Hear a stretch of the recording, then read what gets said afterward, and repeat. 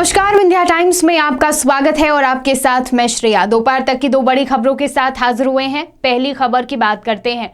भोपाल में फिल्म धाकड़ की शूटिंग करने पहुंची फिल्म अभिनेत्री कंगना रनौत ने जिस तरीके से बच्चियों के साथ गैंगरेप होता है और ये सारी वारदातें होती हैं, इसको लेकर उन्होंने एक बड़ा बयान दिया है। उन्होंने कहा है कि आरोपी को फांसी की सजा होनी चाहिए। इस पूरे मामले में कंगना रनौत ने कहा कि जो गैंगरेप के आरोपियों को चौराहे पर लटकाने की वकालत की है, उन्होंने चौराहे पर लटकाने की वकालत की है।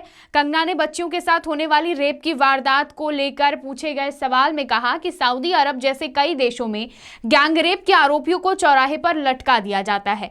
जब तक ऐसे 5-6 उदाहरण पेश नहीं किए जाएंगे तब तक आरोपी सबक नहीं सीखेंगे और उनमें डर नहीं पैदा होगा और ऐसी हरकतें होने लगेंगी। सोशल मीडिया पर अपने बयानों को लेकर हमेशा ही अभिनेत्री कंगना रनौत मशहूर रहती हैं, चर्चा में रहती हैं और अब मध्य प्रदेश में वह भोपाल में पहुंची थी अपनी फिल्म धाकड़ की शूटिंग के लिए। और यहां पर जब मीडिया कर्मियों ने उनसे इस तरह की वारदात को लेकर सवाल पूछा तो उन्होंने यह कहा कि आरोपी को चौराहे पर लटका देना चाहिए। जब तक ऐसा कोई उदाहरण पेश नहीं होगा तब तक आरोपी को सजा का डर नहीं होगा, उनको सबक नहीं मिलेगी और इस तरह की घटनाएं होती रहेंगी। आपने भी सुना होगा कि लगातार नए साल की शुरुआत भी हो चुकी है, लेकिन गैंगरेप और दुष्कर्म की घटनाएं बच्चियों के साथ होती रहती हैं। ऐसी घटनाओं की खबरें सामने आती रहती हैं। तो इस चीज़ को लेकर कंगना रनौत का एक बड़ा बयान सामने आया है।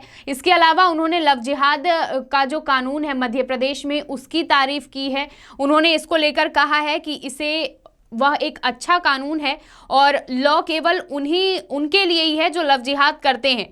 इंटरकास्ट मैरिज में धोखा खाने वालों के लिए यह कानून नहीं है, ना कि प्यार करने वालों के खिलाफ है। उन्होंने कहा कि प्यार में धोखा देने वालों के लिए ये कानून प्रभावी होगा। तो लव जिहाद कानून की उन्होंने तारीफ की, उसे एक अच्छा कानून करार दिया। वहीं दूसरी तरफ दुष्कर्म करने वाले आरोपियों के खिलाफ उन्होंने ये कहा है कि उन्हें चौराहे पर लटकाने की वकालत की है। दोपहर तक की दूसरी खबर की बात करते हैं। राजधानी भोपाल में हुए कोवैक्सीन के टीकाकरण में वॉलंटियर दीपक मरावी की मौत के बाद अब ये मामला बढ़ता जा रहा है। उनकी मौत के बाद परिजन काफ़ी दुखी हैं और उन्होंने ये आरोप भी लगाया है कि कोवैक्सीन के ट्रायल के बाद ही उनकी मौत हुई है दीपक मरावी की। अब इस पूरे मामले में पूर्व मुख्यमंत्री दिग्विजय सिंह परिजनों के घर पहुंच चुके हैं, उनसे बातचीत की है और इस दौरान उन्होंने इस पूरे ट्रायल और इस पूरी प्रक्रिया पर भी कई सवाल उठाए हैं। उन्होंने जांच की जानी चाहिए ऐसी बात कही है।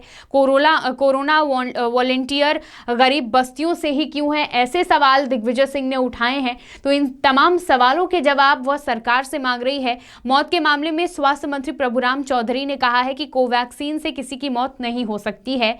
मैं भी एक डॉक्टर हूं, मुझे पता है। हालांकि हर मौत दुखद है और इसकी जांच की जाएगी। इधर सरकार ने मामले की जांच कराए जाने की भी बात कही है और अधिकारी हर वॉलंटियर से खुद बातचीत कर मामले की जांच कर रहे हैं। पूरे मामले में दिग्विजय सिंह परिजनों के घर पहुंचे, मृतक दीपक मरावी के परिजनों से मिलने पहुंचे और वहां पर उन्होंने पूरी स्थिति के बारे में पूछा, उनकी तबीयत कैसी थी इसके बारे में जानकारी ली। उन्होंने परिजनों से बात की और बताया कि उन्हें नहीं पता था कि दीपक पर ट्रायल किया जा रहा है। दिग्विजय सिंह ने परिजनों से बात करने के बाद सवाल किया कि पीपुल्स अस्पताल में कोवैक्सीन ट्रायल किया गया। इसमें शुरुआती 6 दिन में महज 45 ही वॉलंटियर आए थे, लेकिन 1 महीने के अंदर 1700 से अधिक लोगों पर ट्रायल किया गया है और इसमें 95% लोग भोपाल के ही हैं। तो ऐसे तमाम सवाल हैं और दिग्विजय सिंह का एक सवाल है कि गरीब लोगों पर ही ये वैक्सीन का ट्रायल क्यों हो रहा है, आखिर ऐसा क्यों हो रहा है, और तमाम व्यवस्थाओं पर भी सवाल खड़े किए हैं। और दीपक मरावी की मौत के बाद सरकार ने जांच के आदेश दिए हैं। प्रारंभिक जो जांच आई उसमें पॉइजनिंग की बात कही गई। आगे की जो फाइनल रिपोर्ट है उस पर पता चलेगा कि दीपक मरावी की मौत आखिर किस कारण से हुई है, लेकिन यह मामला बढ़ता जा रहा है। सरकार ने जांच के आदेश दे दिए हैं। तमाम खबरों के लिए देखते रहिए विंध्या टाइम्स। बहुत बहुत धन्यवाद।